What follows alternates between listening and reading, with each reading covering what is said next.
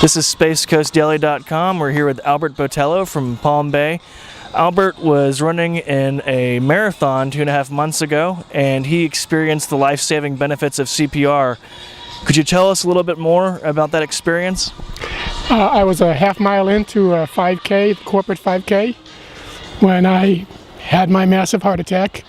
Dave Schmidt, who teaches this course, was right behind me and pretty much saved me.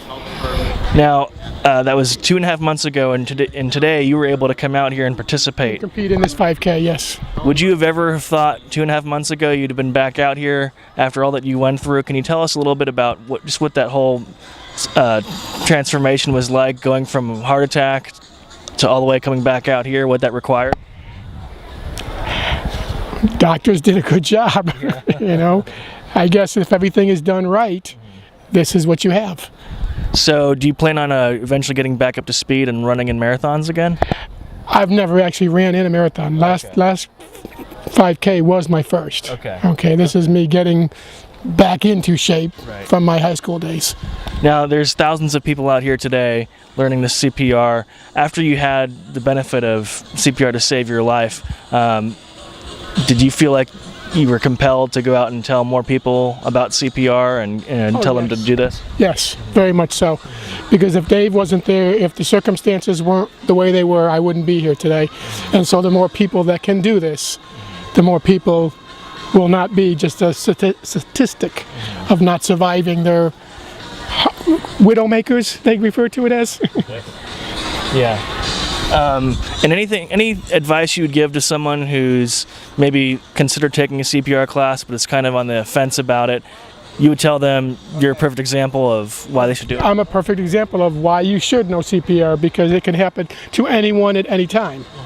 And so having enough people out there in society that know CPR will just lessen that odds of survival. So is it encouraging to come out here today and see so many people? Oh yes, yes. I think this is awesome to see all these people out here doing this. I mean, this is great. Well, we're so glad you're able to tell us today about the incredible story from 2.5 months ago, that you were able to survive, and I'm sure you're an inspiration to your family and friends and people who are out here today, so thanks so much. Thank you. I just think it's an inspiration to what they do. You know, because of what they do is why I'm here.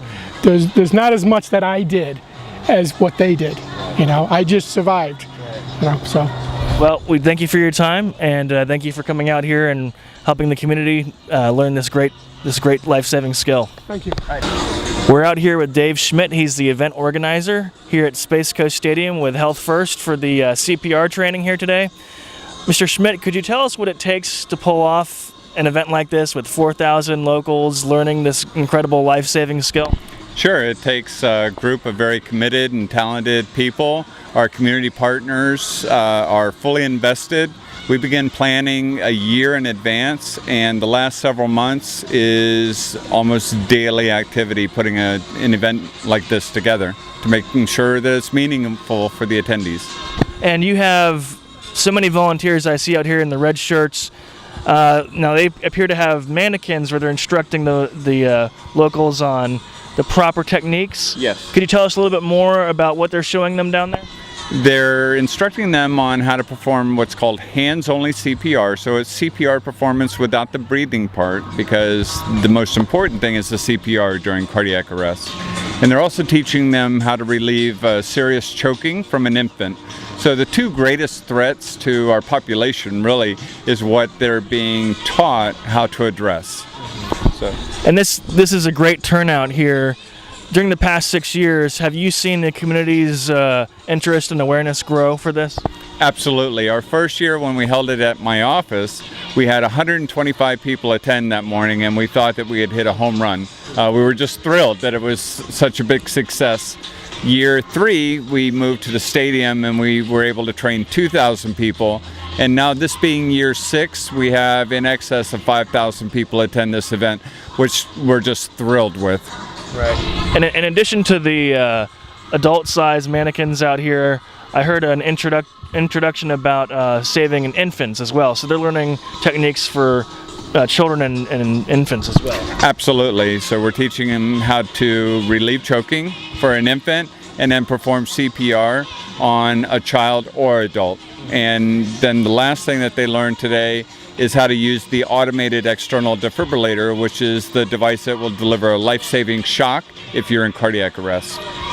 And speaking of cardiac arrest, there's a helper out here today, a man who you were able to save, I believe it was 2.5 months ago. Can you tell us a little bit about how you were able to use CPR to save his life?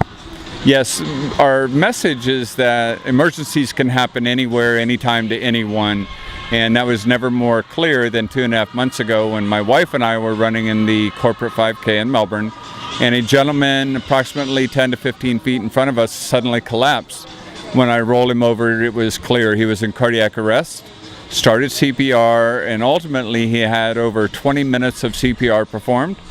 Was taken to Holmes Regional Medical Center, where they discovered he was suffering a massive heart attack.